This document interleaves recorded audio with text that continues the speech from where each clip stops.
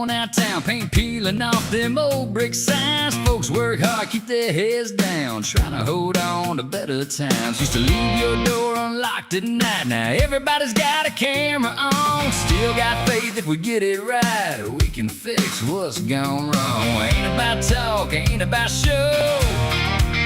It's about the way we live, the way we know. Let's get back to dirt roads, back to porch lights. Neighbors standing up when it ain't polite. Cold beer, hot true stars up above. A little less noise and a whole lot of love. Red, white, blue ain't a trend we chase. It's sweat on your shirt and calloused hands grace. If we're gonna stand, we don't stand apart.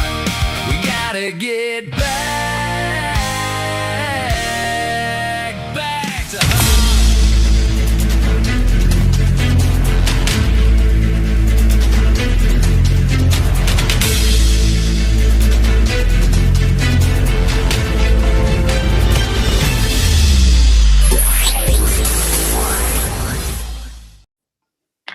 Good evening. Welcome into Apex News Above the Noise. I am Kyle Thompson. And I'm Craig Blanton. Before anything else, we owe an explanation to the folks who watch us. We were supposed to be here all last week, and we weren't. Thursday, Craig had a work emergency. Friday, I had a work emergency. Yep, Those things happen. Yeah, we had a shaft break on our dough mixer on Thursday. Yep.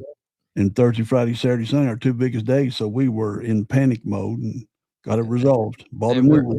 And now we're trying to we own all sorts of issues as well. So we appreciate your all's patience. So a couple of things tonight are catch up. We'll talk about what those are. We're going to tell you when they are. Then pretend we covered them, and then we'll make sure we give all the information. Now here's tonight. We can do a quickie. That's right. The 60-day clock has run out today. The ceasefire that came out of the June memorandum of understanding with Iran expired this afternoon. The President of the United States said flatly that he is not seeking an extension. Asked if he wanted one, he answered simply no. He also said he is in no hurry to end this war. Then two things happened today that we want you to sit with. The president threatened to attack Oman, which is weird. Oman, a country that has been our ally for 2 centuries and is currently mediating between U.S. and Tehran, if it gets in the way. And he said again that he likes the idea of declaring the Strait of Hormuz a United States territory. Then to the USS Abraham Lincoln, where Democrats are demanding an investigation into conditions aboard that ship. And the president said Friday it hasn't been deployed nearly long enough. In our catch-up, the Washington Post reported that the CIA didn't believe the intelligence behind the president's secret flight out of Turkey. Karoline Leavitt is leaving, which is obviously a big deal as well. We're then going to talk about a side topic on an email Rand Paul has released Sunday. And in sports, a Louisville judge heard Mark Mitchell's case Friday and did not rule. Briefs are now due tomorrow, and there is breaking news out of that we'll get to shortly. And not necessarily out of that. Should be something by Friday, right? It should be something by Friday, but there has been an injunction, a stay, if you will, of the order out of Ohio. And the Ohio court actually covers Keyshawn Hall, does not cover Mark Mitchell. Yeah. Again, all of them are still covered by the Colorado federal case, but there's not any decision truly in that matter as well. So we'll keep you there as well. But before we get into tonight's show, welcome into Apex News Above the Noise. We built this show so that you have somewhere to go for real news without all of the spin. If tonight gives you something to think about, or if you are interested in catching us ever again, make sure you hit that subscribe button, give the video a like, and make sure you click that notification icon. It doesn't cost you anything, but it does a whole lot to get us through the algorithm so people see it. And if you know anybody else that needs to be above the noise, make sure you share it with them. Now, let's get into tonight's show. Let's set the clock properly. On June 14th, Pakistan's prime minister, who has been the key mediator in this whole thing, announced that the United States and Iran had finalized a memorandum of understanding. Trump signed it on June 17th. That memorandum included a cessation of hostilities in Lebanon, an end to Iranian restrictions on the Strait of Hormuz, a reduction of American military assets in the region, sanctions relief for Iran, and an economic commitment to Iranian reconstruction. It came with a 60-day window to turn that into a war-ending deal. That window has closed as of today. There is no deal. And the president was asked directly this afternoon whether he was seeing an extension of the interim agreement. His answer was one word: no. He also said he does not expect Iran to agree to the kind of deal he believes is necessary, and that he is in no hurry to end the war. Well, there are a few of us who are. Meanwhile, Reuters reported today, citing a senior Iranian official, that Iran will escalate in the Strait and beyond and launch an attack if the United States fails to fully implement that interim deal within weeks. So both sides walked away from the table today, and one of them said out loud that an attack is coming. I don't know how much the president's worried about that. I believe that probably means that attacks are coming from our side as well, Craig. That 60-day deadline has now expired. The president says he's in no hurry, and Iran says they'll attack within weeks if we don't implement the deal. Nobody's extending anything. Is that a negotiation that failed, or is it simply something that the president and his team had to get through because they actually wanted this all along? I think it's just they were just waiting it out. Now, Oman might have been our pal for how long? Did you say 200 years? 200 years. But now they're negotiating with Iran to control the Strait of Hormuz, one on each side. And I guess, anything can go then, tolls, any of that other kind of stuff. So Trump's just waiting it out. And now they can't say that he's broke the agreement or anything like that if he goes in and bombs the crap out of the IRGC. It's interesting because I think at this point you have to wonder, is Oman being, I don't want to say blackmailed. I sent you a map of that area. If people don't know where Oman is, which I'm sure they don't. I can add that back here.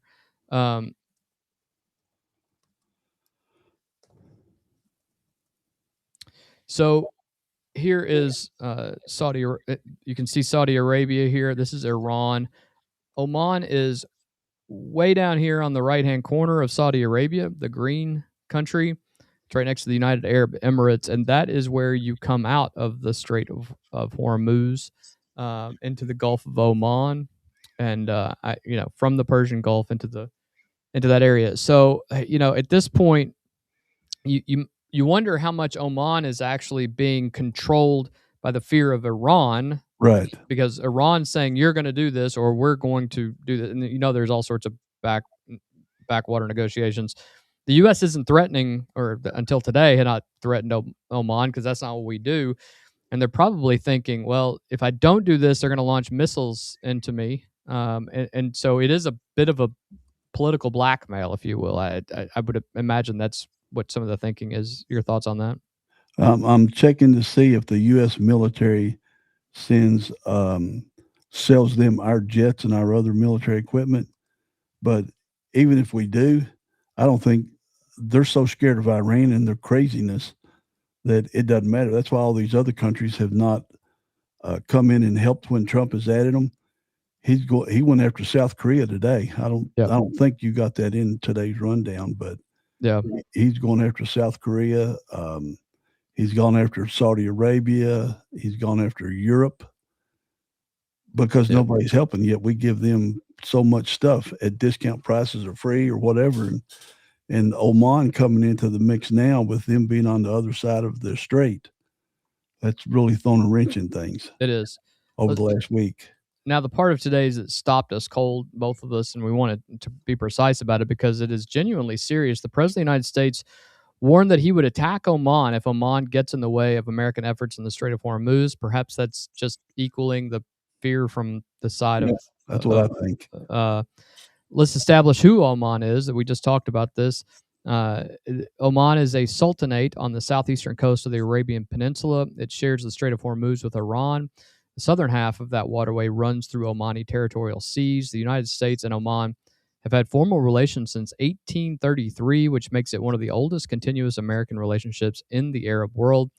We have a defense cooperation agreement with them. American forces use Omani facilities, and critically, for the last several weeks, Oman has been the mediator, the country carrying messages between Washington and Tehran and negotiating the shipping route through that strait. That's the country the president threatened to attack today, and CNN notes this isn't the first time. He threatened Oman previously in May.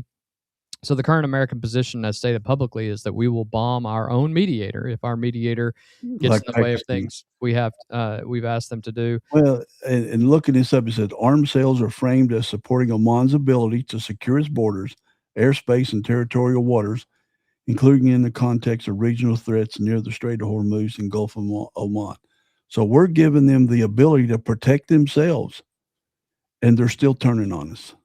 Well, and I think the reality is just like what we just said is, though, that if you have your next door neighbor saying, I'm going to shoot onto your property, you start to worry about what your next door neighbor is doing, even though the guy that protects you is around, but he lives, in another state. Yeah. And I feel like that's kind of what we have right here, where Oman's kind of like they're trying to play nice with both sides, and perhaps Trump and his administration are hearing things coming out of those discussions they really do not like. I just don't understand why Iraq, Saudi Arabia, Oman, Turkey, Syria, if they've got anything, Jordan, the Jordan government, not Hezbollah, why they do not just all gang together and take out Iran, the leadership of Iran, not the 92 million citizens.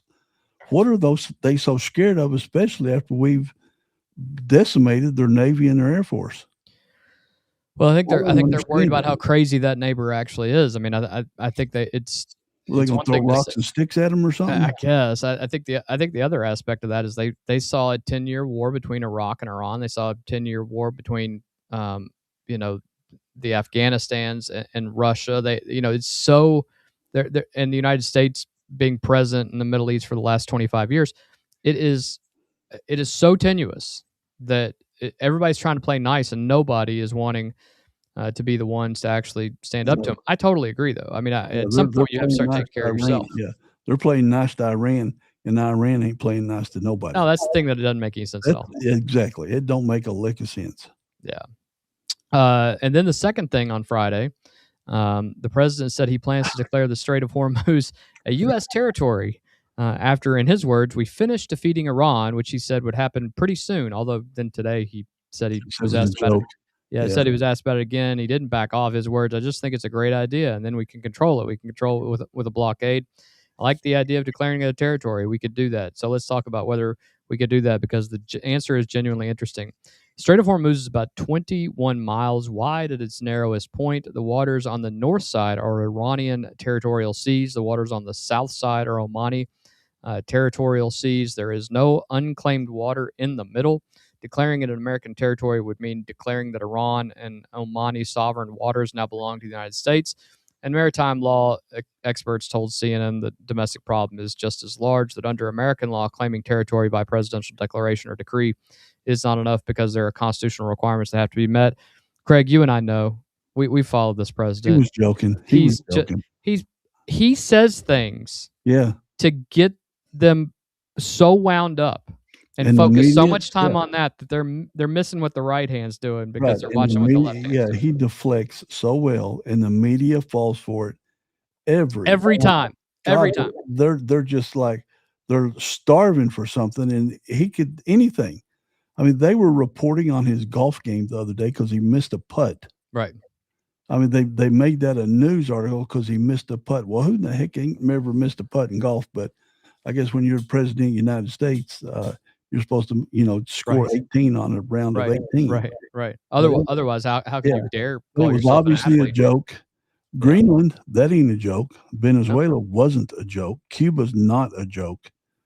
But taking over the Strait of Hormuz when only 2.5% of our oil comes through there, that's a joke. And God, I knew it as soon as he said it. Yeah, and that for the next 48 hours, the news cycles were going to be just on their heads about it. And that's exactly what happened, and it worked. It works every time. He allows them. They'll spend all day on it. Yeah, he pushes their buttons to the point, and then all of a sudden, when you realize that it was a joke or that he wasn't all that serious, he's on to the next thing. Yeah, he's moved on. There's a third piece from today, and it's the strangest one. The president confirmed that his administration has established a direct back channel with Iran's Islamic Revolutionary Guard Corps. Not the foreign ministry, not the president of Iran, the Revolutionary Guard, which is interesting. That would be a significant development if true, because the IRGC is the entity that actually controls the strait. And what a lot of people don't understand Iranian politics and how it was set up 50 years ago, almost 50 years ago, there is the Iranian military. That is not the IRGC. Right. Then there's the Iranian Republican Guard Corps, which is a Revolutionary Guard Corps, which is totally separate. Two different entities that have two different jobs. Yeah, they're loyal to the Ayatollah. They're 100% loyal to the Ayatollah and have no interest in nationalism at all. It has nothing to Right. do with that. It's whatever Don't the care Ayatollah about tells nothing them. but Yeah. So it, promoting the Ayatollah, yeah, which goes to this. yes, absolutely. 100%. That's a perfect gateway for that, and it's true. You know, it's Yeah. just like Germany. We're winning Well, right yeah. before we give up. Within hours, the Revolutionary Guard publicly denied that any talks were underway. Of course they did, and they're Sure. probably trying to figure out who it is that's talking at this Yeah, they point. probably cut their head off already. But they're in protection. You know, they're in survival mode at this point. So we have the same pattern we've been documenting on this program for at least the last couple of months. The American side announces progress. The Iranian side denies any progress. Now let's do the scoreboard, because that's the only thing that actually settles any of this. Global oil flow through the Strait of Hormuz fell to a 3-month low this weekend. That is no bueno. Iran claimed full control of the waterway on Sunday, which is just back and forth depending on what day it is. On Thursday evening, ADNOC, ADNOC, the Emirati state oil company, confirmed 2 of its vessels were attacked while transiting, and the UK Maritime Trade Operations Center reported 2 drone strikes on tankers. Minor damage, no casualties. Who was attacked? The UK Maritime. The ships. Where were they? The ship flagged that up? Emirati State Oil. Minor damage, no casualty, and there is now an oil spill washing ashore on Qeshm Island. We don't know if that's from Qeshm Island getting hit or one of those tankers getting hit. There's been no confirmation on that. Iran's Environment Department confirmed it. Cleanup is underway. I'm sure that's just a fascinating group of the Iranian Environmental Department. Can you imagine? Yeah, we know that ain't happening. Yeah. Iran's foreign ministry spokesman posted a question on X. Who bears responsibility for compensating these damages? I don't know. It was your drones, you morons. Right. We should know. Wasn't an American ship. It wasn't American oil. No. So who the hell do you think it is? Maybe quit bombing tankers. Just tankers. That's all you're hitting. And why? On a United Arab Emirates, the country is filthy rich. Yeah. But they just take it. Everybody takes whatever Iran does. And I saw a news clip today. Iran has been attacking America for years and years and years across the world. We're finally fighting back. We're finally said the heck with turning another cheek. I go back to what I said before. Why are all these countries turning another cheek and just letting Iran smack them around at their own will? They've been doing it for decades. Yeah, and we're not Trump ain't standing for it no more. No. On the subject of what this war has cost us, though, there is a ship in the Persian Gulf that has become a story in Washington over the last weekend, end of last week, first of this week. You and I were discussing this, and it's something that needs to be discussed now. The USS Abraham Lincoln is a Nimitz-class aircraft carrier, roughly 5,000 American lives on it. It has been deployed in support of this war, and its deployment has been extended over the past week. Reports emerged of a serious morale problem aboard that ship, and according to reporting we flagged last week, at least 6 separate incidents in which sailors attempted to jump overboard. We want to be careful and plain about what that means. The flight deck of a carrier sits about 60 to 70 feet above the water, going over the side. You said attempted to jump overboard, right? Attempted to jump, yeah. There's nothing that stops them. No, there is not. Going over the side of one of those ships is in an open ocean is not a gesture. 6 attempts, people who have at least considered it, means 6 young Americans reached it. And there's 5,000 men and women on those ships. So you're going to have some with some mental issues after 9 months at sea. You are. And they acknowledged happens in every battle. They acknowledged that there are mental health issues on this. Is a very long deployment. They are now 250 days into a deployment. And it's a record deployment. However, they have ported at times during their deployment, and they will port again. Democrats in Congress are now formally demanding an investigation into conditions aboard the Lincoln, and the commander of Central Command, the 4-star, who runs the entire theater, went out to the ship and met with the crew. If you're watching this and you are struggling, obviously, or somebody you love is, make sure you reach out to mental health counselors, especially if you're in the military, but more specifically if you're dealing with the same issues that these folks are. Craig, CENTCOM commander, flew out to the carrier personally. Generals don't do that for a morale dip. I will say this. One of the very first reporting that we saw, and actually came from a a I would normally say mainstream media news site. I They had, don't know who initially put out that picture of that. and they molded put meat. they put a picture out, and unless they're now building aircraft carriers out of cinder blocks, Yep. then that picture's garbage. Yeah, it was like when during coronavirus they were before they shut the schools down. They were saying kids weren't getting enough food. They were showing all the trays with just say a piece of cheese and a piece of bologna and Kool-Aid or something like that. And I don't know why, you check into it. I called our Franklin County people. Yeah. And I ate lunch with my grandkids over there. There's more food than they can eat. Yeah. But people put that out and the news media ran with that, which is total BS. Yeah. Here's where this became a political story rather than a military one. On Friday, asked about the link, and the president said the ship hasn't been deployed nearly long enough. Today, he expanded on it, and we're going to give you the quote in full because we don't want to be accused of trimming it. His words: "I was at a group meeting, and an admiral came up to see me over the weekend, and it was at a big group, and he happened to be an admiral, retired. He said, 'I've been on ships. They're out there much longer than that, sir, and I know people on the Lincoln. They say it's beautifully maintained and beautifully taken care of.'"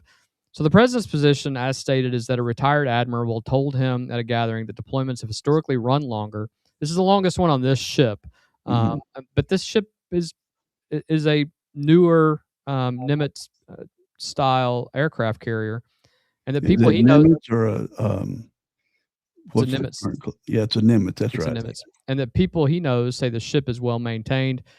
We'd make two observations and let you weigh on them. Craig, I'll ask your thoughts on it. The first is that the factual claim is defensible. Carrier deployments have run longer than this, including some that ran 9 and 10 months in recent years, and the Navy has been stretching them over a decade. The second is that ship maintenance and crew mental health are not the same subject. Nobody raised a concern about that point. Till the media. We do not, except the media.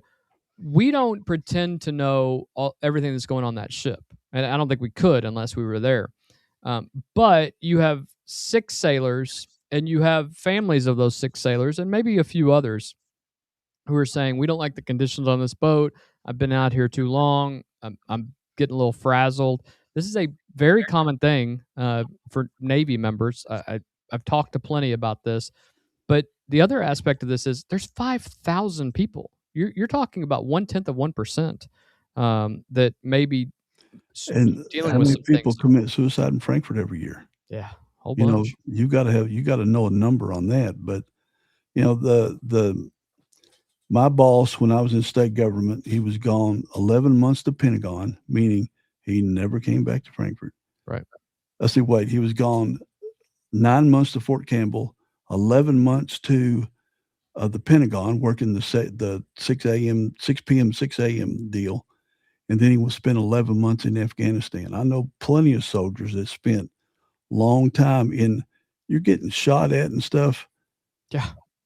And trust me, they keep those sailors busy. I've been watching all kinds of videos and stuff. Oh, it's a job. I mean, it's a full-time job. It's a full-time job. The rumors about the bathrooms being dysfunctional and moldy and all that kind of stuff, there were some bathroom problems, but they got them repaired months ago. And there is one thing that I don't understand and I tweeted the U.S. Naval Command officer, the top dog. Yep. Did you know sailors, out of all the other branches of our military, sailors got to pay for their own food?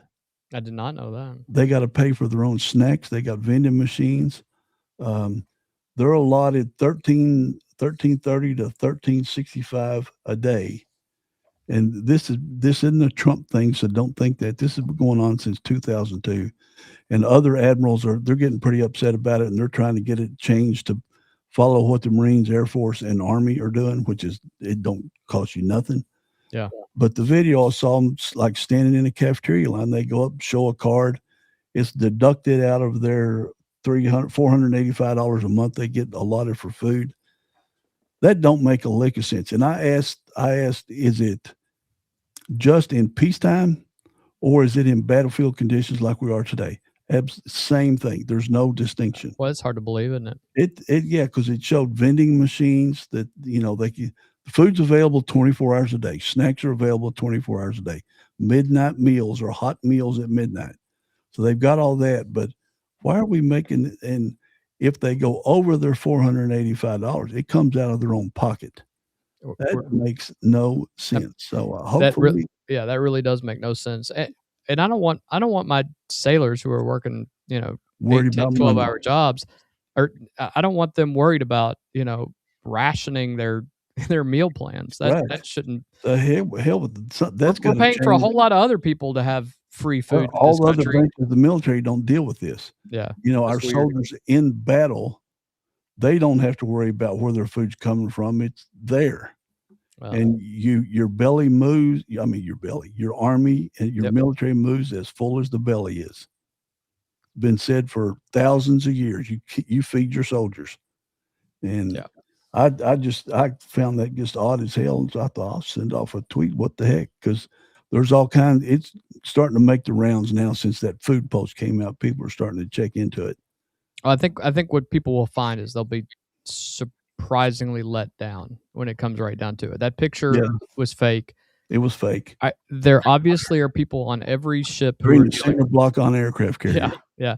There are obviously people who are dealing with mental health issues on every ship. Not going to denigrate that. Hey, in state government, when I was working, there were people dealing with mental health issues, and every now and then somebody commits suicide. Yeah, it happens. It's human nature. Yeah. Getting back to another story last week that we wanted to cover, and we think it's worth that. Quick recap for anybody who missed it. On July 8th, at the close of the NATO summit in Turkey, President Trump publicly boarded Air Force One at Ankara in Turkey, and Turkey, as I think we're supposed to call it now.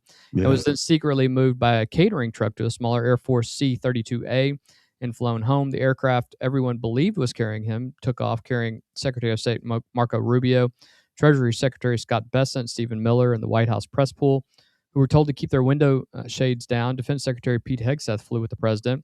The stated reason was intelligence indicating an Iranian plot. Here's the update we owe you from the Washington Post's Warren Strobel, published Wednesday while we were preparing to be off. The intelligence came from Israel, and the CIA didn't find it convincing. American analysts did not consider the Israeli provided information compelling. That's a mistake. That's CIA, though. Yeah, which really should give you pause. Yeah, their job for is not 60 years we've been dealing with the CIA. Yeah, their job is not to guard the president. That's the Secret Service. They made the call. Yeah, they did communicate that skepticism to the Trump administration officials. One U.S. official described it as Israeli-derived, not U.S.-generated, and viewed as low confidence. Now, here's the part almost nobody is including, and it matters. The Secret Service separately and on its own assessment, deemed a threat that the president could be targeted by a shoulder-fired missile to be credible and imminent. Two agencies, different inputs, different conclusions, both in the record. Craig, the CIA doubted the Israeli piece, and the Secret Service called a missile threat credible and imminent. A lot of people want this to be a story about a fake threat. Do you think it is? Nope. And because they could be in London, England. A Muslim, radical Muslim could be in London, England, and he could fire off a shoulder ground-to-air missile because they've done it. But in the Middle East? In the Middle East for damn sure. And remember 9/11, once after-action reports, they found where all those pilots were trained in America, but they also found that nobody was communicating with each other. Everybody had their own little pocket of information. They didn't talk to each other because you see it in the movies and stuff. That is the good part about this story. And then, at least they're talking. Yeah, and then Homeland Security got formed because of that, because they didn't have the information. They all had it, but nobody put it together. Right. So it's not. I mean, the CIA, did they look at it pre liftoff or takeoff? Or did they look at it after an assessment report when the Secret Service determined it was legitimate? And why take the chance? We only got one president. According to reporting, the CIA had the information prior to the secretive, stowaway. Why didn't they take that guy out then? If they knew if they had it, why didn't they take him out? Well, here's the other thing. All the way back to the Kennedy administration, people have worried about the CIA and their. What are you talking about, pal? Are you putting your tinfoil hat on again? No, I'm not. Are you saying the CIA took out JFK? Or and Martin Luther RFK, King or and Robert RFK, Kennedy? or many, many others. But I'm Did telling we you really this. land on the moon? I don't know about that. I don't know. I can't go from my bedroom to my kitchen without losing a cell service. But you're telling me we had real live conversations with people on the moon. But whatever. What do I know, right? Hey. Here's the hardest thing in that reporting, which we're going to attribute very precisely because of how serious it is. A former official familiar with the matter told the Post that the Israeli reporting fit a broader pattern of Israeli intelligence reporting that some officials see as designed as much to shape presidential decision-making as it is to inform it. This is a former American official saying that some people inside our government believe an allied intelligence service passed along a plot against the president of the United States primarily to protect him, but to also influence what he decides about the war with Iran. We want to be very... the best spy network on the planet. Right, Mossad. Yeah, absolutely. Hands down, not even close, right? They even spy on us. Yeah. This is one former official's characterization, given anonymously, of course, because they always are anonymous. Right. It is not a finding. It has not been investigated or confirmed by anybody, but it was published in the Washington Post and is now part of the public record. Senator Chris Van Hollen, I understand he really likes margaritas, has publicly asked the narrower version of the same question, whether that Israeli intelligence could be independently verified. Two more, which is no. He's just seeking votes. Yeah, two more pieces of context we'd want if the parties were reversed. Marco Rubio was briefed on the threat and chose to fly on the supposedly targeted aircraft anyway. Cojones, which suggests some confidence it was safe. I don't think that's what it says at all.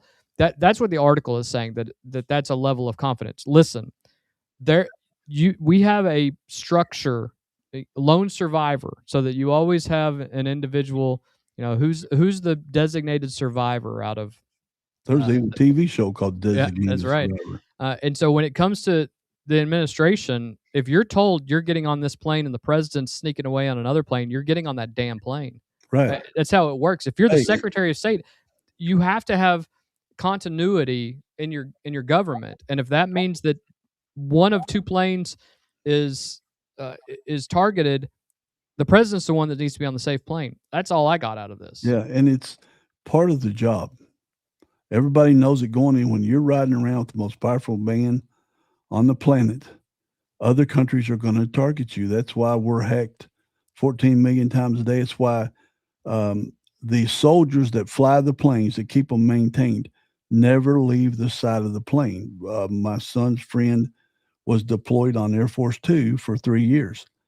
Never got off the tarmac anywhere they were at in the world. Never. Because I asked him, after he got out and he could talk about it, I said, did you ever get to see the sights? No, we never left the side of the plane. Yeah, never left it. So, I think, again, it's much ado about nothing. It's a 7-day story now. It is. And who cares? Who gives a crap? I will tell you this, that White House reporter Susan Page, who's been a press pool member for many, many years, pointed out that a almost identical security operation was run for Bill Clinton in the year 2000. This kind of maneuver is not unprecedented. It happens way more than we know about, just to be quite honest. This was just a little bit extra. Yeah, that's why they take two beasts with them when they go overseas. There could be 1, 2, or 3 different Air Force Ones. Of course, Air Force One's wherever the president's at, or whatever jet he's in. Right. But there's decoys to all that. That's why they fly 3 or 4 helicopters that look identical when Trump's flying around different places, because they don't know which one he's in. I mean, this is real world super spy stuff, and they got to take every precaution they can. Yeah. Well, from the plane to the podium, the youngest press secretary in American history is now leaving the White House. Mama. The White House, because she just had that second baby. White House Press Secretary Karoline Leavitt will leave at the end of this month. The president announced it on Truth Social. Our wonderful White House press secretary and one of my most trusted aides will be departing her role at the end of the month so she can spend more time with her beautiful young children and family. A decision I totally understand and respect. He said she'll remain one of his top outside advisors and called her one of the best press secretaries in history. Well, let's get the facts straight before there's any other 'Cause confusion. there's all kinds of rumors. Oh on it. yeah, and I don't think any of it's true because a lot of coverage, including some of our own prep, had it a bit wrong. Leavitt gave her first briefing on January 28th of 2025, 8 days after the inauguration. She was 27 years old, the youngest person ever to hold that job. She's now 28, turns 29 a week from today. She has served roughly 19 months, and according to the Columbia Journalism Review, that makes her the second longest serving press secretary of this president's 2 terms, behind Sarah Huckabee Sanders. And here's the detail that puts the stated reason in perspective. She now has 2 children, 2 very young children. Her son Nico, her son was named Nico, was born in July of 2024. Her daughter was born in May, just 3 months ago. She worked the hardest podium in American government through a pregnancy and came back to do it with a newborn at home. Craig, she had a baby in May. She's stepping down in August. Her husband is not a young buck by any stretch of the imagination. He's 60. Yeah, not a young guy to begin with. Do you think that it's family and that answers the questions? Yeah, I do. She's young. She's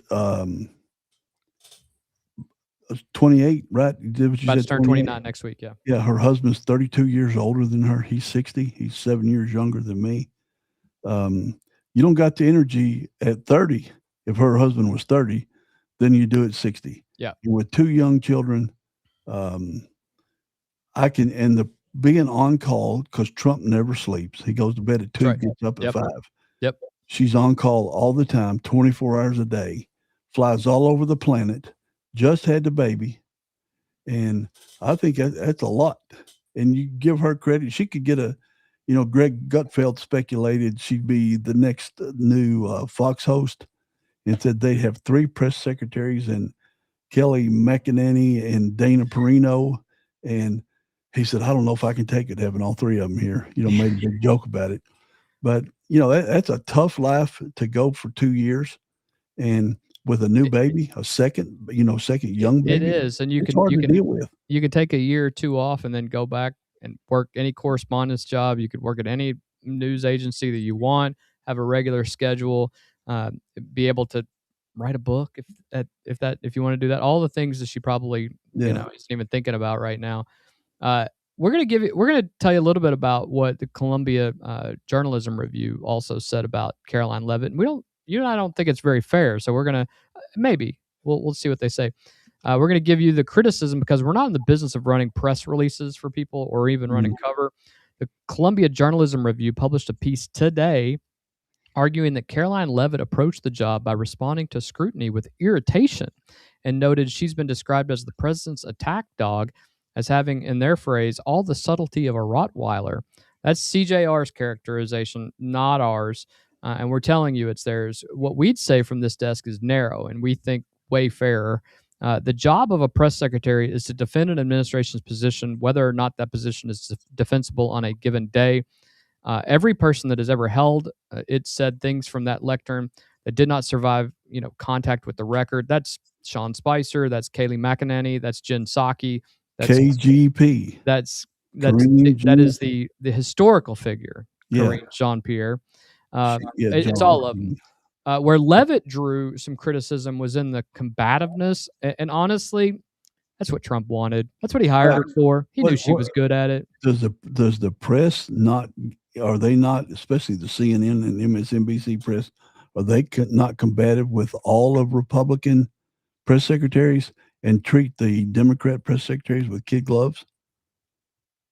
I think that's name a Democrat president that you could associate with a press secretary that they went back and forth like they have with the Trump administrations. No, I mean, and Jen Psaki famously said, I'm going to have to circle back to that.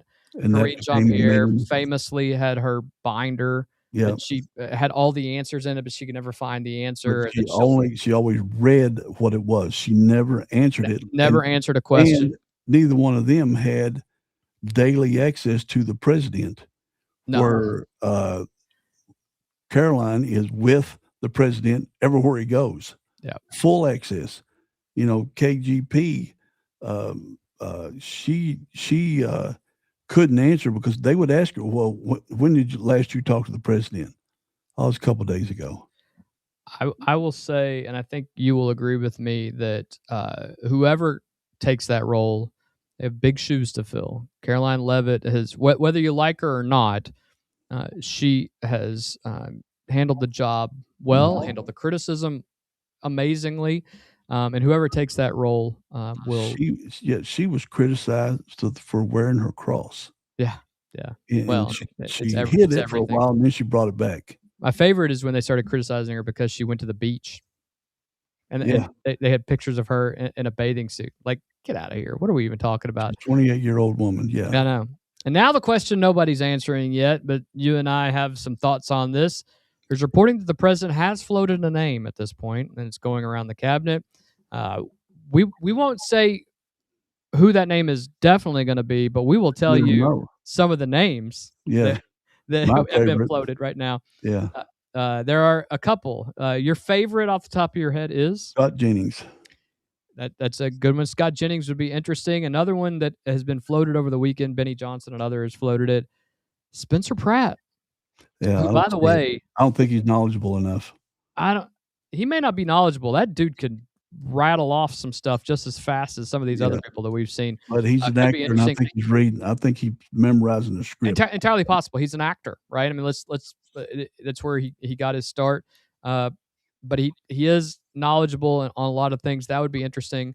There's just a Alina. What was it? Alina Habba. Alina Habba. She'd be a good one too. Yeah. There's even people saying, what if you get a Joe Rogan, somebody like that who, isn't necessarily a MAGA guy. Obviously, I don't think that's going to happen. But I think what you're going to do is you're going to get somebody in that position who has just as much charisma as Karoline Leavitt did. I think it would be. I think honestly, if you take Scott Jennings, he did not run for Senate, which surprised both of us. And perhaps this was something he was considering. It would also give him more name recognition if he decided to run for a position in the future. Right, but he's making probably $2 million a year. He is what's driving the ratings. What little ratings CNN gets, he's driving those ratings. Oh, this is. If he were to take it, it's solely for the and selfishly, benefit. That's one of the reasons I would want him to leave. To take this job is to see what CNN can do without him. Who would be their tank job? Can you imagine? Who would be their, what do you call it when you're the sole person of something? He would be their lone, who would replace him as the lone conservative on token? Who would be the token Republican on their shows that appears throughout the day? I mean, maybe that's Spencer Pratt. Maybe it's somebody like that. They sure won't pay him what they're paying Scott Jennings. Oh, no. Because he's got insider connections through McConnell's, through his time with McConnell's, all over the House and the Senate. He's interviewed all kinds of people. To me, he would be the perfect choice. But, man, you're giving up $2 million a year for probably a $200,000 or $150,000 a year job in D.C. with the headache. That won't even pay the rent. No, you're not. Whoever takes this job is not doing it for the money. You're doing it for where it leads you after this. Yeah, I mean, literally every press secretary now has at least in the last 20 years, TV shows. Has a TV show.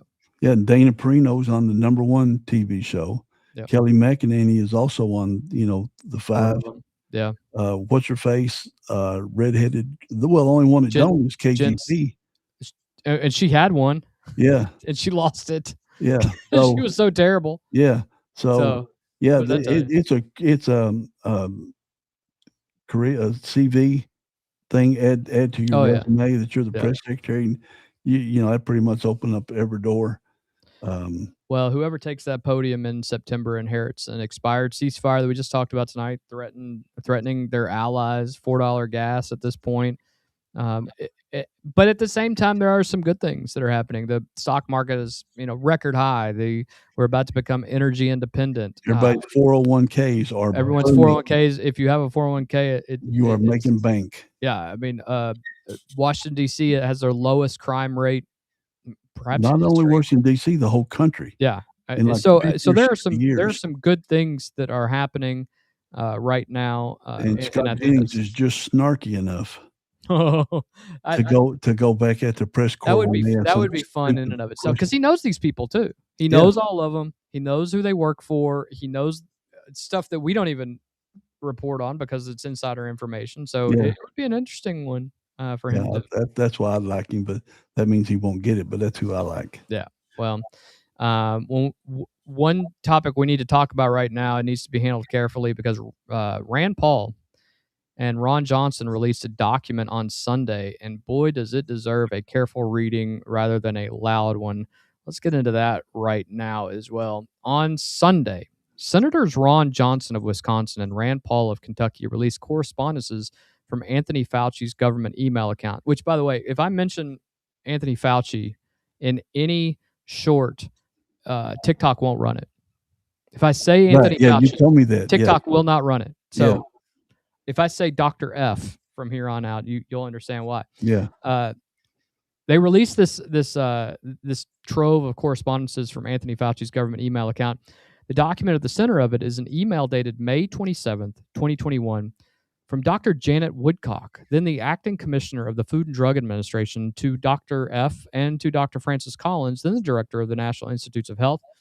Here's what Woodcock wrote. She said she had received accounts directly from individuals, including healthcare professionals, describing adverse events after COVID-19 vaccination did not fit a clear diagnostic pattern.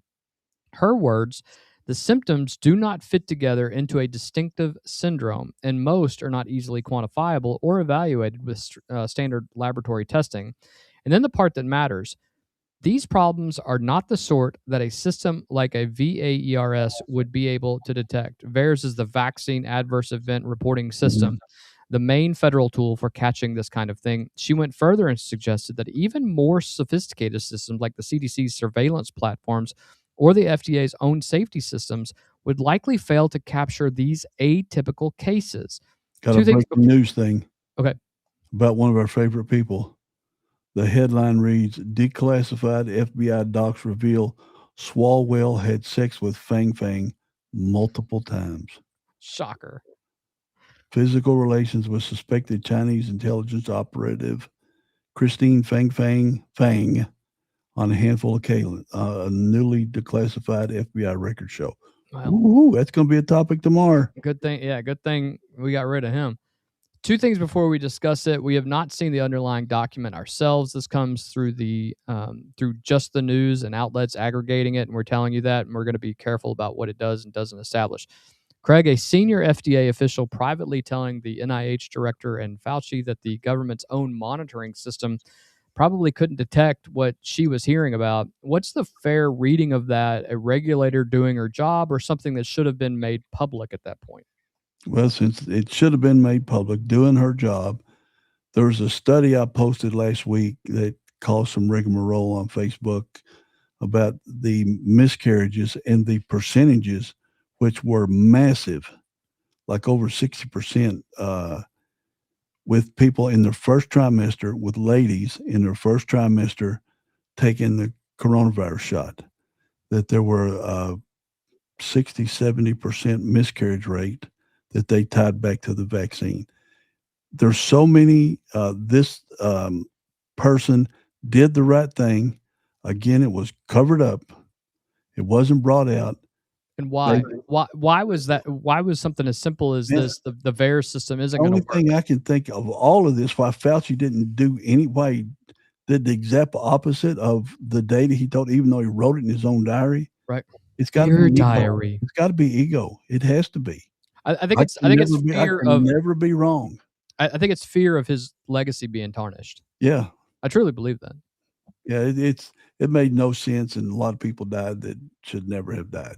Well, we will obviously follow up on this. I believe that we will probably hear more about this in the next week, as they are releasing documents almost on a daily basis. Now, there's thousands of texts that they've still got left to release. On his government phone. On his own phone, written with his own fingers. It's unbelievable. We talked a lot about some pretty heavy stuff. Let's get into sports. You ready for that? Yep, let's go.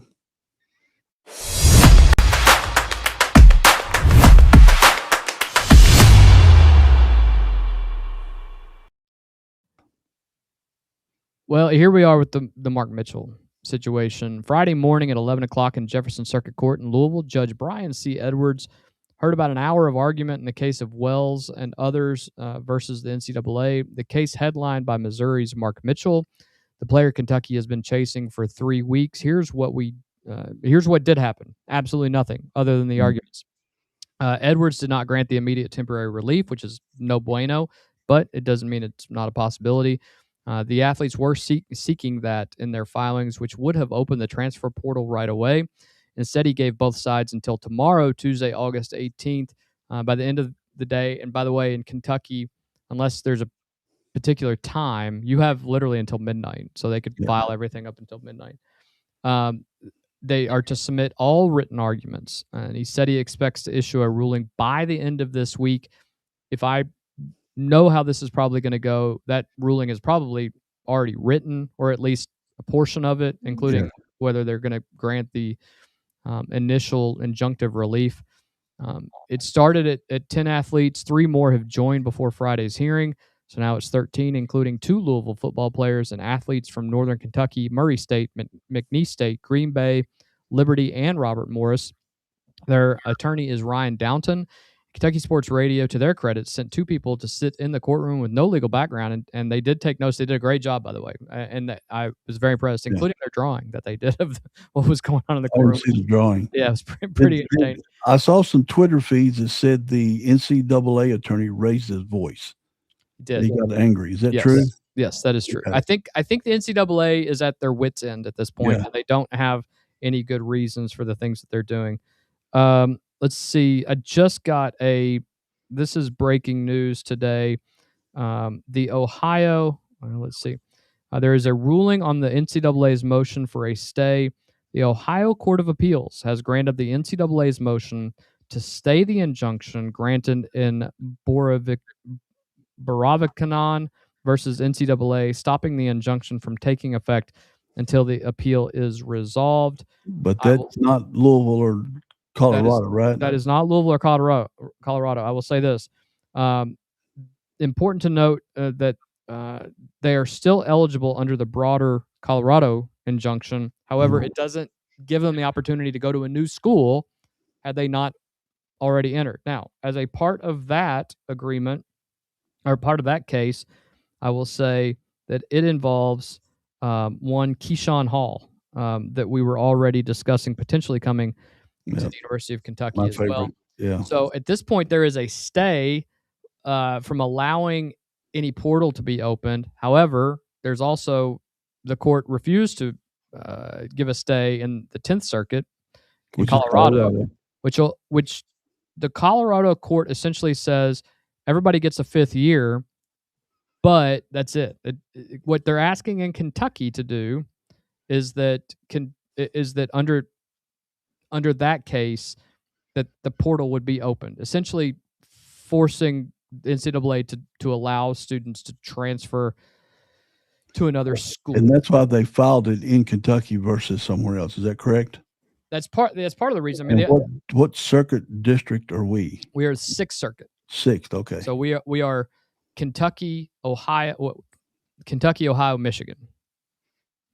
Okay, but Tennessee. The Ohio one doesn't affect Kentucky in this particular case. Correct. Okay. Yeah. You lawyers, I'll tell you. Yeah, and the Kentucky case is a state case. Again, to make things even more complicated, the one in Colorado is a federal case. For the whole country. For the whole country. Well, it theoretically could, and that's probably the one that's going that 10th Circuit, that 10th Court of Appeals, 10th Circuit Court of Appeals case out of Colorado is going to be interesting because even if they grant it, those plaintiffs have not asked for them to reopen the portal class, which is why they're asking to do that in these other cases. Right. If Judge Edwards does this, you can bet your bottom dollar that they are already preparing their appeal to go to the Kentucky Court of Appeals. If it is filed,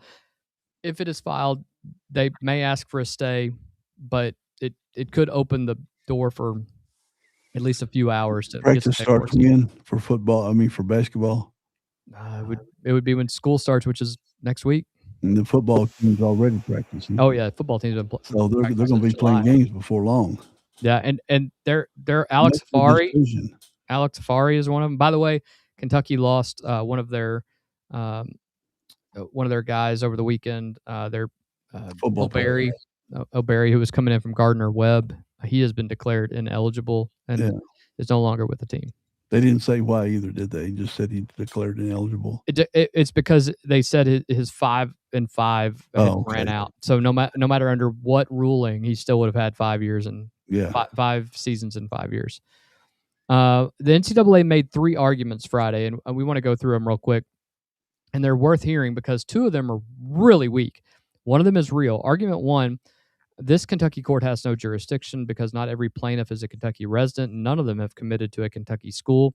KSR's response to that was the one obvious one. That's a convenient theory for an association that operates in all 50 states. Right, yeah. Argument 2, there's no emergency here because these athletes can still enroll in college, just not necessarily where they want to go.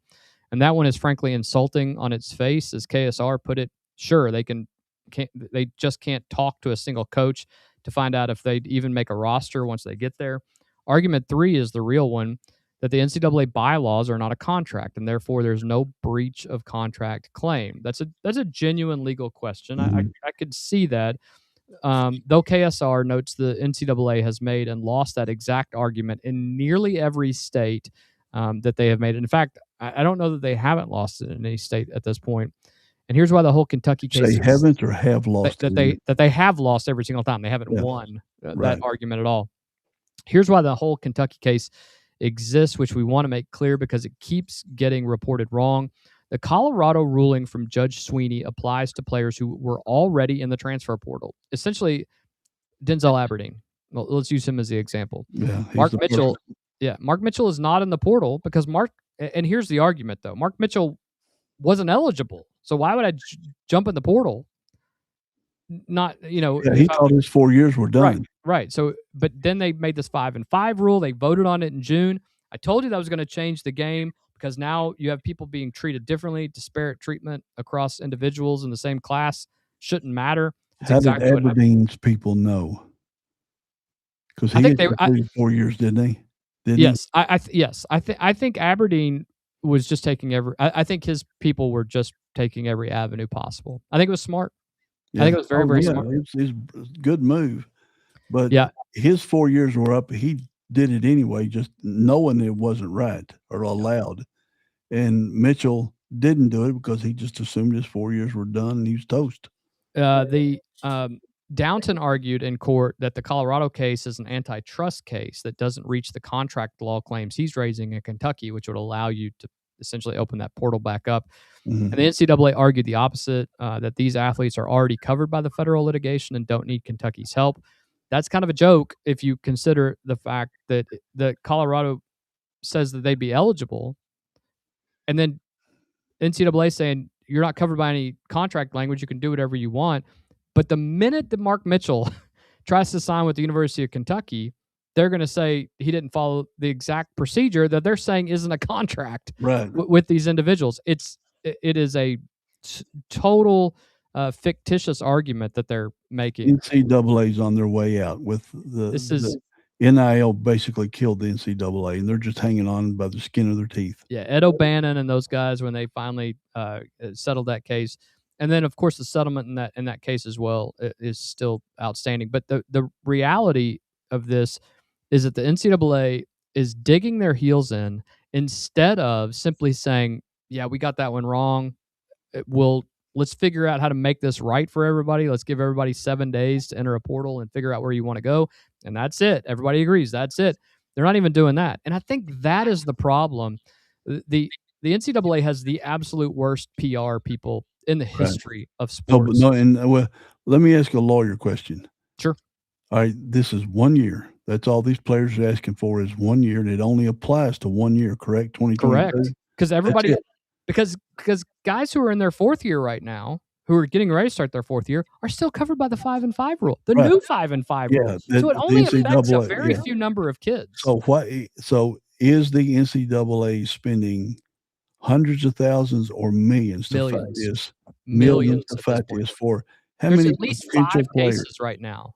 Yeah, that for there's how been. many potential players? Since most of the football teams, the vast majority of football teams their roster spots are filled. Yep. They haven't even started making cuts already. I mean, their final cuts. And the basketball teams, the vast majority are at their 15. You're probably talking about 50 to 100 kids total. Right. Across all of Division I football and basketball. Yeah, and from Division I down to NAIA, right? Everything. Yeah, I mean, it could essentially touch all those. Although all the athletes are all Division I athletes that have filed, and there's very few spots for them to even go. There are very few spots. I think it would be a reverse bidding war because you're going to have other options for some of these schools. There's probably not enough spots for the college players that are doing this lawsuit. Guarantee there's not. And even if there was a spot, doesn't mean that a team's going to fill it. Right. I think they weren't. They want to bring in the best ones, and these guys weren't drafted for whatever reason, whether in the NFL or in the NBA. So I told you in May when they proposed this rule that when they voted on this in June, the next day there would be lawsuits filed. You said that evening. I think you said that evening. Yeah, but you're talking about a very few. Why are you singling out this one group of kids? And my favorite was when asked that question, the NCAA essentially says, well, we talked about it. We just didn't think that it needed to apply to them. Sorry. Why are they wasting millions of dollars? This is just the attorneys are loving it. The attorneys are loving it. Oh, sure. They don't care who wins. They're making a ton of money off of it. But why? It doesn't make any sense because in 9 months, it's all over. Not even a whole year. Because the 5-and-5 rule is going to go into effect. But all you're proving, again, is how worthless the NCAA is. Or 8 months, I guess, from August to April. It's over. It's all done because football's done in January. So it's all done. Why expend this kind of effort for something? Let's say you win. Let's say the NCAA wins on their arguments. What have you accomplished? You've kept kids from playing in basketball, and the NCAA schools making more money. It would make it more interesting. Is it an ego trip for some of those guys too? Because I just don't see the ends justifying the means. I don't see the expenditure of NCAA, which is college money, which is taxpayer money. I just don't understand why they're even pursuing this at all. It doesn't make because any sense. It's only 8 months. It's going to be over. There is one small complication in the Mitchell case specifically that we haven't covered on this program, and it's the biggest one. Mark Mitchell signed a professional contract with the Denver Nuggets after his Missouri career ended. That's an Exhibit 10 deal, a non-guaranteed training camp contract, and he played Summer League for them. So he isn't just asking for a 5th year and a way into the portal. He's asking a court to protect his eligibility despite having signed a professional contract, essentially saying, I didn't have an option at that point. Because he didn't. He didn't know any different. That is a third obstacle, and it's the one the NCAA is most likely to hold the line on because it goes to the heart of what amateur eligibility even means anymore. Downton went right at it in court, challenging the NCAA's treatment of athletes who participated in professional sports while barring others from competing in college under the eligibility rules. So if you're Mark Pope tonight, here's your board. Jackson Kohler is reportedly headed to BYU once all that is sorted out. Keyshawn Hall's eligibility came out of a separate Ohio order that is now being stayed at this point, and he's gone quiet. And then you have Mark Mitchell, two-time All-SEC, 18-5 and 4 on 55% shooting, a 7'2" wingspan for a team that finished 158th nationally in rebounding, that being the Kentucky Wildcats. And we're waiting on a judge in Louisville who says he'll rule by Friday. Kentucky still has that 15th scholarship spot open, and they got people in line behind him. They do, but there's some work to do on this. Yeah, and perhaps there's some other avenue to figure this out. But the easiest avenue to this is if Judge Edwards rules that they have to allow these people, because of disparate treatment, allow them the option to do this. Well, and you're getting NBA Summer League money, which is either a few $100s a game or a few $1,000s a game. Well, if he signs a 2-way contract after training camp. But it's You said summer league contract. The 10. It guarantees him a spot in the training camp. So he played summer league, but he has Exhibit 10 guarantees him a spot in training camp. But it's still just little money compared to them making it millions. just gives him an opportunity. Yeah, it gives him an opportunity to earn his way. In NIL money. Right. So he's definitely going to make more money. It's not a money issue. You know, like before, if you bought an NCAA basketball player a Coke, they'd lose their eligibility. Yeah, very famously the Chris Webber thing. You know? Right, they'd have to sit out a few games or something. So it's not the money. It's I have still never figured this out because I just put it this simply: it's over in 8 months. Why it'll never come into play ever again. Nope. Why clog up the court system that are already clogged up with something that in 8 months will never appear in the history of humankind ever again? Yeah, it makes no sense to me at all. And you've set a rule now, right? Let him. There's no arguments on it. So just say, all right, we whiffed on this one. Let this one class of players, these 100 guys and ladies, I guess theoretically ladies. Yeah, if you're talking women's basketball as well and women's sports, but let these kids play one more year. Some of them aren't kids. Some of them are 25 years old now. Yeah. But let them play, and then you're done. You're done with all the questioning and everything. Yeah, it's not a historical ruling. No, because it'll never happen again. And just a couple years ago, you made the rule where if you went to grad school, you got an extra year, to do all. What are we arguing about? Like, that's you're not changing the history of college sports. In fact, all you're really doing is proving how worthless the NCAA is and how badly the SEC and the Big Ten and some other colleges probably need to get back to what the NCAA used to be. And I heard some people talking about some of those discussions, and they're very open about it, that if that happens, that they're going to go back to academic standards. They're going to go back to some type of cap on these things. Didn't one school already do that? An Ivy League school? Didn't they already do that?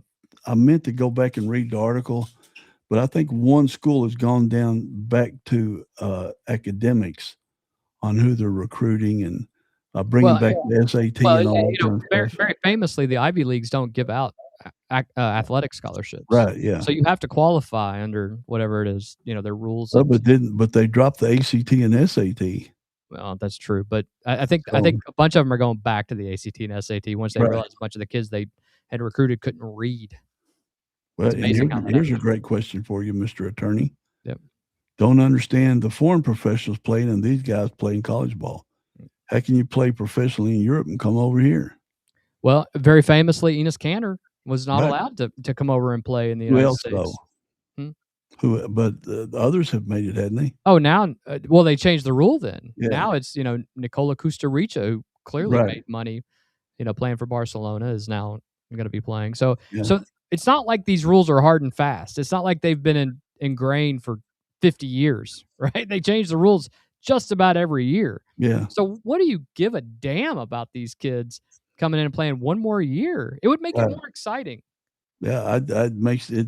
Are you trying to say that the academic side, that it would weaken the academic side, because that ship sailed? Yeah, NIL killed academics. Nobody gives a damn about right. That killed it. Academic. And I'll say it for the third time. It's done in 8 months. Right. And how many have they spent 2 months on this already? At least. Yeah, it was June when they ordered it. Yeah, we're 2 months into this. Yeah. So in 5 different cases. Yeah, right. And clogging up the federal courts. Yep. Because they're going to rule fast on this because the season's coming up. Well, and I think what you will eventually see is Congress will step in, but Congress hasn't been able to pass anything right now. So nothing's going to happen before the midterms. So Congress may. If Democrats get the House, then you just might as well kick back for 2 years, because ain't nothing going to happen. Ain't nothing going to happen but there'll be impeachments and hearings. Impeachment party, right? Yeah, that's all it's going to be. Let's talk about a couple other fun things over the weekend. Josh Baez for the Cardinals had a rookie game debut to remember. Historical. Yeah. Swing and a high fly, belted. First pitch in First the pitch of his show. career. Baez homers. 450 something, 459, something like that.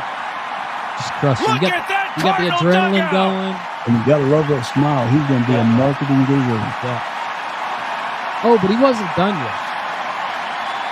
That's great that you get a home run on your very first pitch. The crowd's going crazy. By the way, this is at Wrigley Field. Right. Their nemesis, their arch nemesis. And even Right there, home runs on the first pitch they've seen. Swing and a drive Crushed down it. the line. Did he Left do it field again? That on ball the is 14th. gone. He's got 2 homers. That was left field on a full count. So he's gone center field and left field.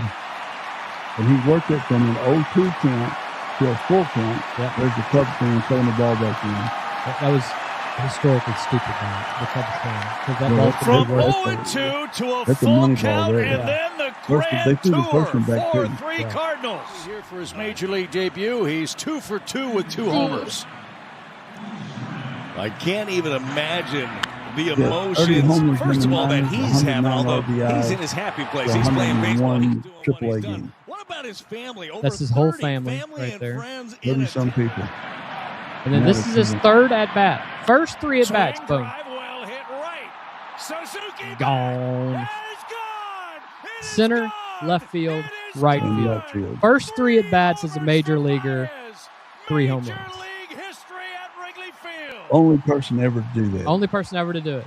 Out of hundreds of thousands of players. Yeah. I mean, I don't know how many You know, major league players have been, but Late 1890s. yeah. So what's that, 140 years? 130 years? Yeah. God Unbelievable. almighty. If he hits no other home runs this season, which he's going to, Yeah, because he's already got 30 in AAA. yeah, still 109 memorable. RBIs. He had, I think, 9 multiple homer games in AAA.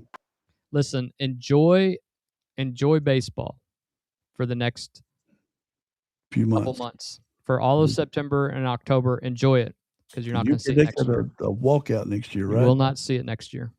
Sad to say, but you can thank the Dodgers. Dodgers for it, and probably the Yankees too, but definitely the Dodgers. Except the Dodgers players that they bought for billions, they performed where the Yankee players just don't seem to ever perform. Old Steinbrenner is rolling over in his grave every time they spend more money. More news just came out this afternoon. I don't know if you saw this or not. The Buss family I hadn't seen this has one. agreed to sell their 17.5%. It says 15%, but I just read earlier it's 17.5%.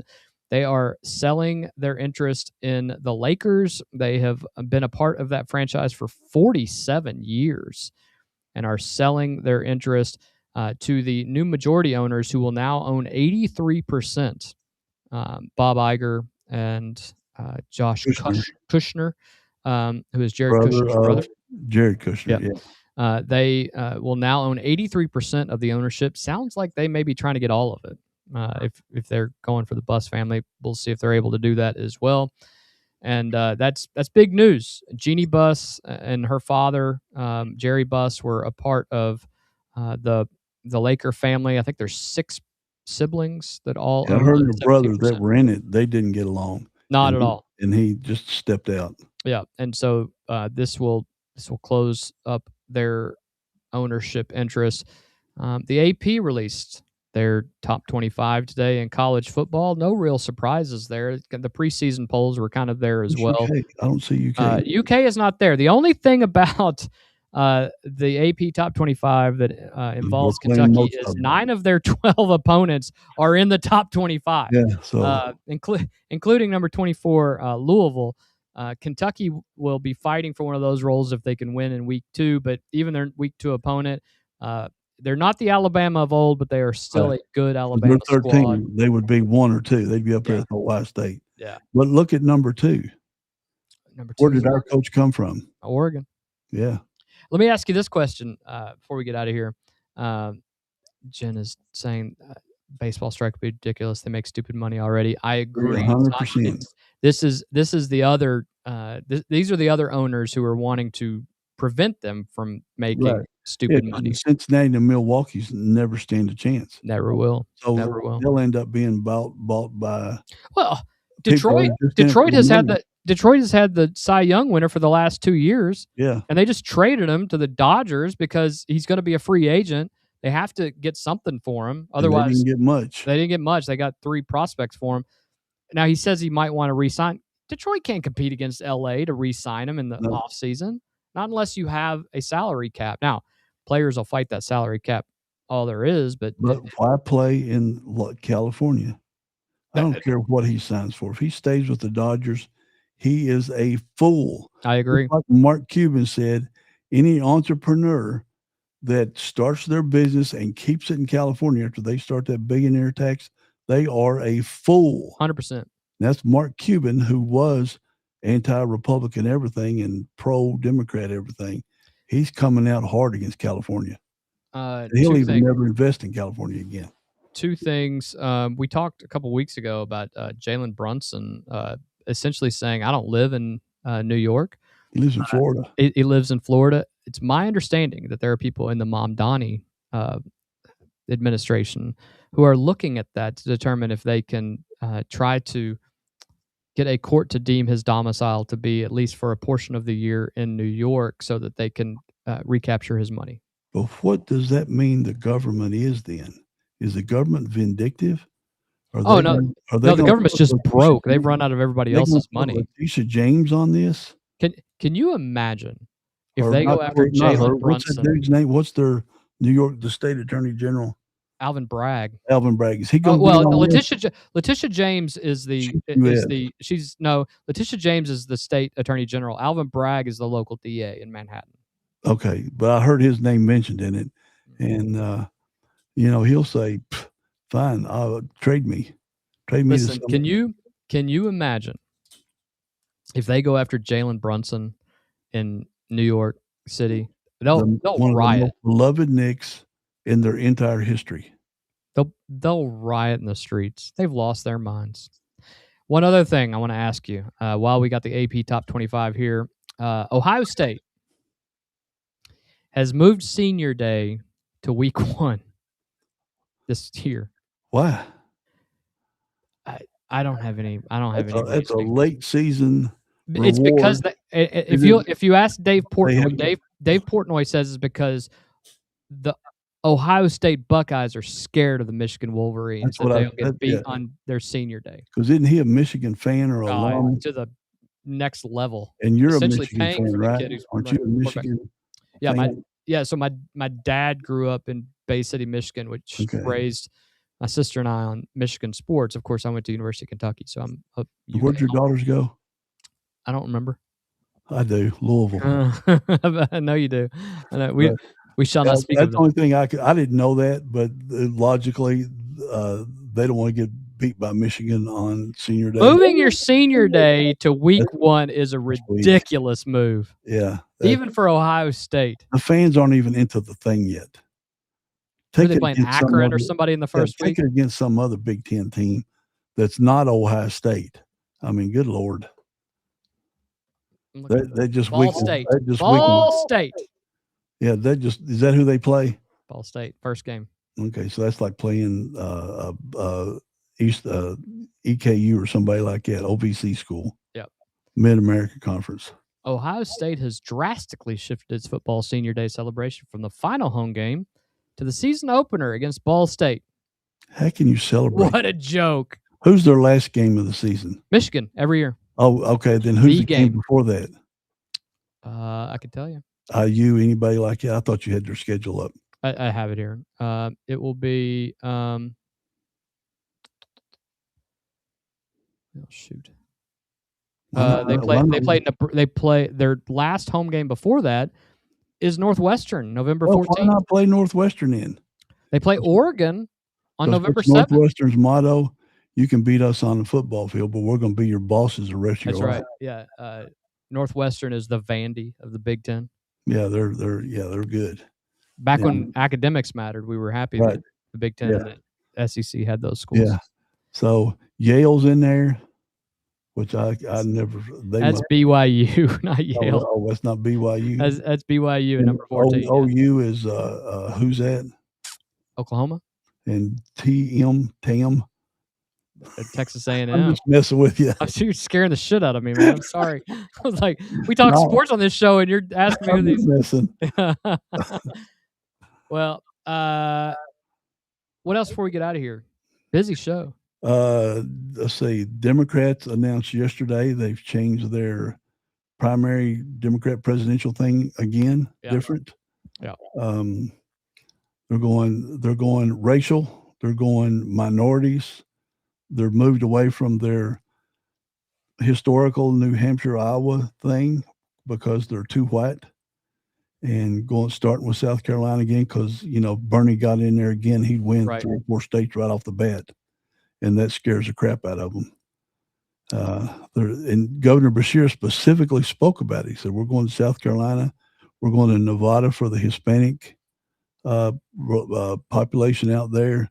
I was kind of surprised because if a Republican said stuff like that, they get smoked. Tomorrow, by the way, Governor Beshear has been all over the TV.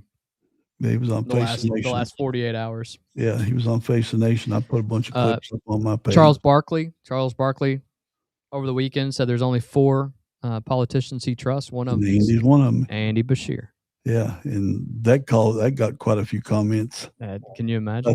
I said, me and Barkley, we're pushing Beshear. That's right. All the way to the primary victory.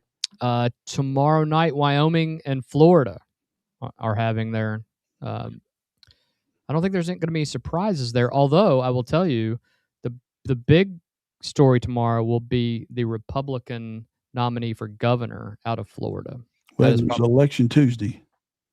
Oh, today. See, tomorrow. I'm retired. Tomorrow. I'm retired. Yeah, Tomorrow. tomorrow. So there's going to be a few good races tomorrow. Wyoming and Florida tomorrow. Obviously, there are going to be South Carolina will then have another one coming up for a runoff for theirs. We are in Alaska coming up for their primary. That's tomorrow too. Yeah, that's tomorrow. Whatever you call their ranked choice voting. Yeah, ranked choice kind of stuff. And I think that Dan Sullivan, that's not the real Dan Sullivan. Right. I think he got allowed back in. The fake Dan Sullivan against Dan Sullivan. And DOJ might be looking at him to see if it's in collusion with Democrats because they got the same name. Polls came out this weekend. So what? Abdul El Sayed is 4 points down in Michigan. Which if he's 4 points down, he's losing by 10. Right. I mean, that's just the way those polls work. So you got to be nervous. Susan Collins is up now against Troy Jackson.